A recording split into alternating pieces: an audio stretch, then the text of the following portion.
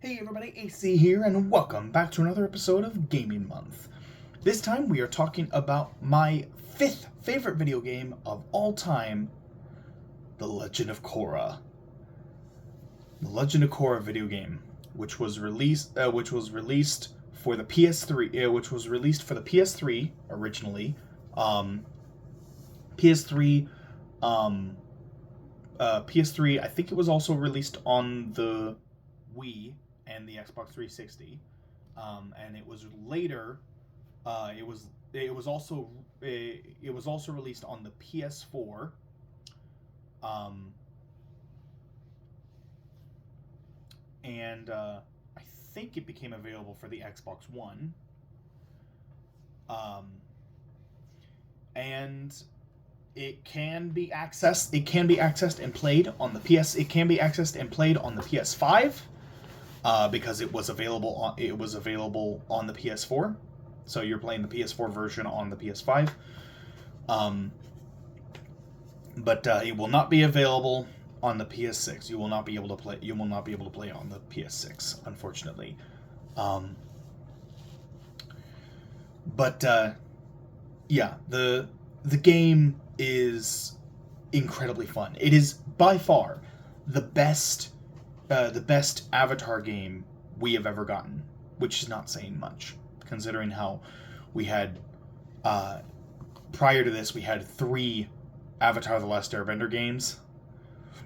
There was Avatar: The Last Airbender, Avatar: The Last Airbender: The Burning Earth, and Avatar: The Last Airbender: Into the Inferno. Into the Inferno is the worst of the three, in my opinion. It is just the most boring. The first Avatar: The Last Airbender game, all three of them were on the PS2, by the way. The first one had an original story that did not tie into anything. It really made no sense. Um, the enemies made no sense. The bosses made no sense. The story made no sense. Nothing made sense in that game. It was not that great. It wasn't boring, but it wasn't great. Um, it was a passable game at best. Um, the Burning Earth, the second game, that one was pretty fun. It went through seven stages that were like loosely covering the events of season 2. Very loosely, because there were a lot of liberties taken and lots of things that were changed. So yeah. Um,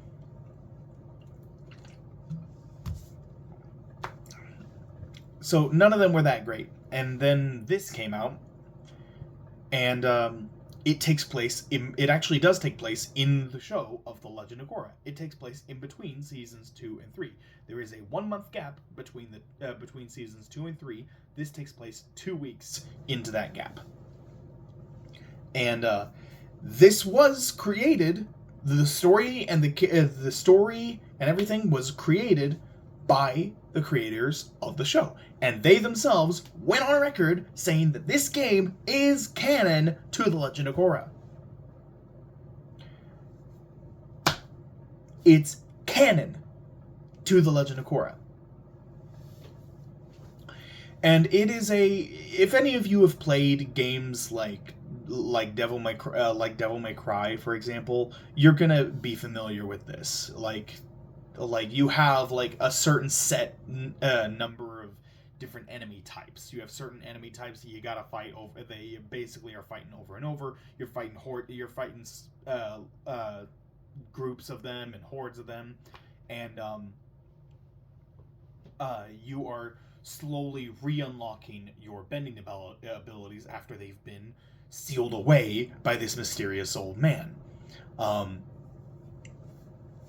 Yeah, it's a really fun game. I've played it several times on my channel. The first time I ever played it was actually on my failed gaming channel that I had years ago, back when I was doing content like this where it's just me in front of the webcam. I decided to have a second channel that was going to be specifically for gaming. It never went anywhere because like the PS3 had garbage video and audio quality. It was, and you couldn't stream games from it. You could only like have 15-20 minute recordings, and so it was just so difficult to try to make different videos. It was so difficult to try to make different videos through there. So I didn't really do much. That did not go anywhere. I think I did like 10. I think I put out like 10 videos on that channel, and then just never touched it again. But yeah. So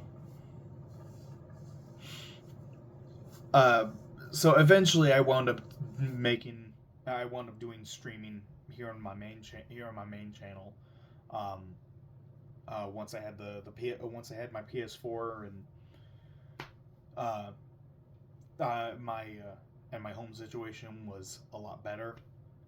Yeah, I was able to start streaming, and I knew when I started streaming that one of the first games I wanted to play was Legend of Korra. It was not the first game I played. The first game I played on my channel was Kingdom Hearts 3 because that had just released, and I wanted to record my first reactions to it.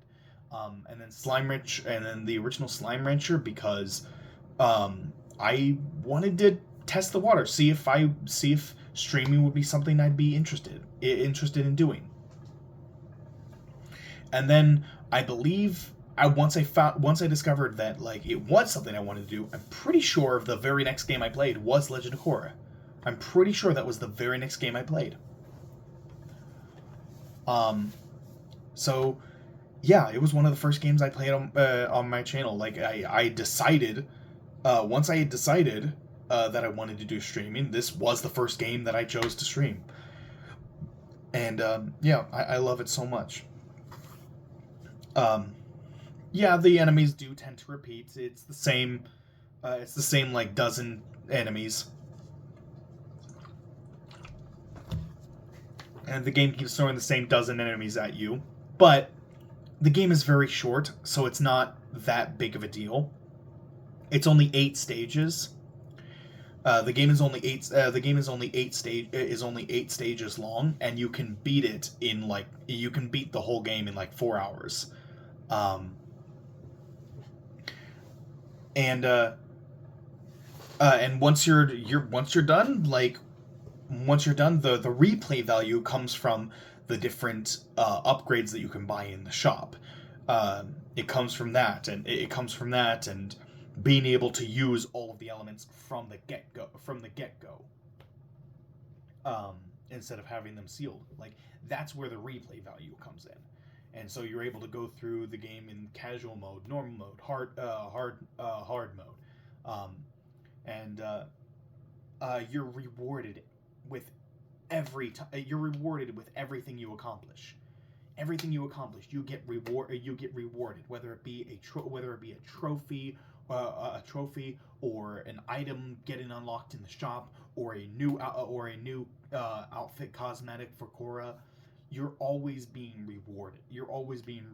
Or vanity items, the collectible vanity items in the game, like you're always being rewarded every step of the way throughout the 100% completion process. And so it's just, I found it so much fun to 100%. I always 100% the game every time I play it. Every time I go back to play the game and start a new game, I always 100% it. Because it is just so rewarding all the way through. It is so satisfying, and I love this game so much. I do have parts of the game that I like more than others. There are some parts that do get a little frustrating. The final Naga running section in hard mode is just terrible, and then pro bending the alternate game mode, pro bending, the hard mode on pro bending is just terrible. um, but the game is still incredibly fun. It's still one of my favorite games of all time. And unfortunately, you can't really get this game. Like you can emulate it. I'm sure there are codes out there that will allow you to emulate it on PC, but it is impossible to get the console versions anymore. And that's mainly because like no one knew about this game. Nobody knew about this game because this was coming out at the time that the creators of Legend of Korra were not getting along with Nickelodeon. So Nickelodeon was basically trying to make sure that nobody knew this game existed, so nobody would buy it. They were trying to kill this game. They were trying to just sweep it under the rug.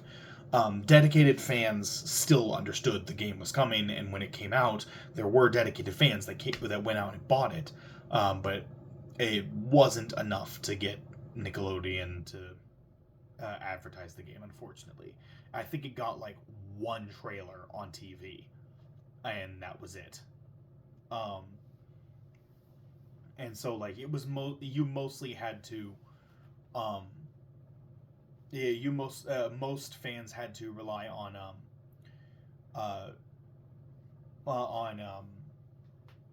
different social medias. MySpace was still a thing back then, and I think Facebook was starting to kick off around that time. And you basically just had to you basically had to see the different messages that the creators were making about it in order to stay in the know. And after it released, and most people didn't know it existed, a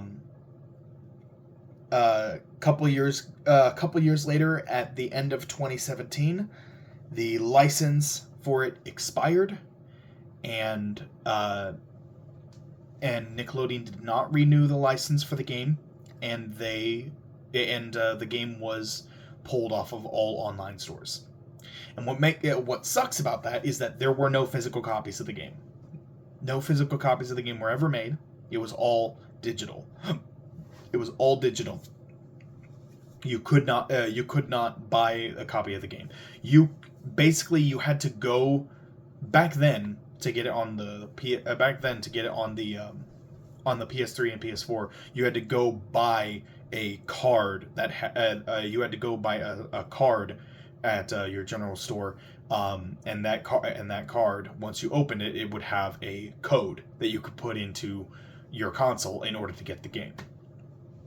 That's the way it was done. Back then. And at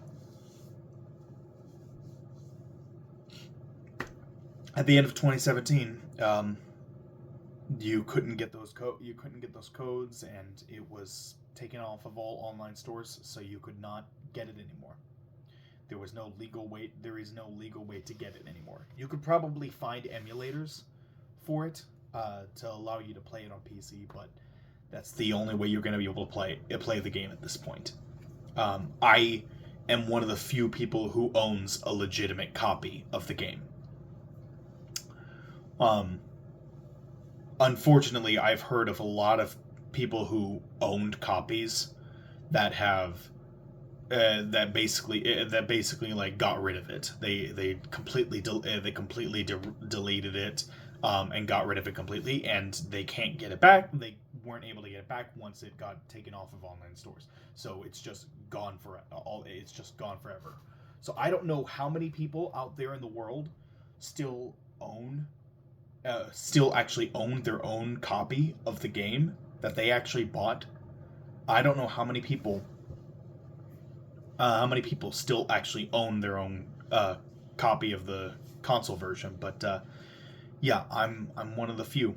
I'm one of the few that does, and I will never get rid of it because I love this game. The fact that it's incredibly rare just makes me love it more, because You know, it just makes me feel like I'm one of the few people who actually appreciate the game. So it feels special. I feel connected to the game on a deeper level. And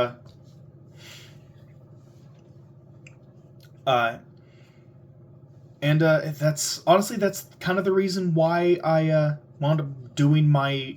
That's kind of the whole reason why I decided to do revisits for a lot of my older games. It was because I was not satisfied with my playthrough of the Legend of Korra that I had. I was not satisfied with that because I thought, well, if I'm one of the few people left in the world that still has a copy of this game, like, people aren't able to play this game anymore. You can't buy this game. You can't play this game. So how are people gonna know every single thing that happens in this game? And I thought to myself, well, what if I replayed the game and I showed off literally everything? I showed off everything. I showed off every single mode. I showed off every single difficulty. I showed off getting every single vanity item. I showed off all 3 difficulties of pro bending. I showed off just literally everything you could possibly do in the game. No cuts, no edits, no leaving anything out. Cover everything. Everything. That way, everyone gets to see every single moment of the game. So it is preserved online, so anyone who wants to know every single moment of what you can possibly do in the game, they'll know it. They'll know it. They'll see it. There will be video evidence showing what you can do in the game. Showing every single moment of gameplay. And I thought that to myself, and that's ultimately what led me to think, what about other games that I've done in the past? What if I replayed those? And that led to this. That led to the 10-year anniversary extravaganza. Like, it all spawned from my desire to make a better playthrough of Legend of Korra. That's what it all spawned from. So yeah, it's one of my favorite games of all time. It's my 5th favorite game of all time. I absolutely love it. I love it to bits, and I always will. It's one of those games that I'm just always going to remember incredibly fondly. And it will be the reason why, even when the PlayStation is on, like, PlayStation 24 or whatever, like, however many years from now, I'm still going to come back to the PS5 in order to replay my copy of Legend of Korra that I transferred from the PS4 to the PS5. I will continue to come back to my PS5 to play the game, because I'm one of the few people who still can. So, yeah, that's it. That's my number 5. This video went on for quite a long time. A lot of these last few videos have gotten a lot longer, because I have more stuff to say about, like, these as we get closer to my number 1 favorite game. I get more and more excited to talk about the stuff, and I have more to say. So, but in any case, that's going to do it for this video. Hope you all enjoyed. Like, comment, subscribe, hit that notification about all the good jazz, and I will see you all in the next video. Take care, everyone.